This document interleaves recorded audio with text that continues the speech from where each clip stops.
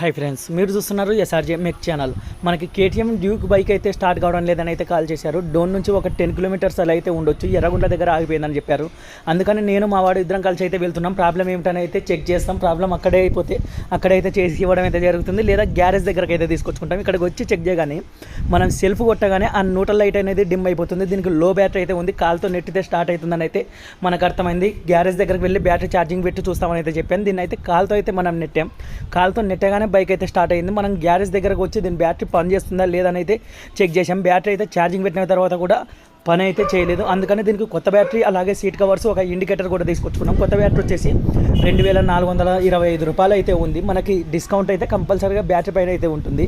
కానీ మనం డిస్కౌంట్ అంటే ముఖ్యంగా మనకి బ్యాటరీ పోయిన వెంటనే ఇస్తారా లేదా అనేది అయితే మనకు ముఖ్యం. కొంతమంది 2-3 రోజులు తిప్పుకుంటారు, కొంతమంది అయితే వెంటనే ఇస్తారు. మనకి డిస్కౌంట్ అంటే ముఖ్యం. ఇక్కడ ఏమిటంటే మనకి బ్యాటరీ వెంటనే ఇచ్చేది అయితే ముఖ్యమే.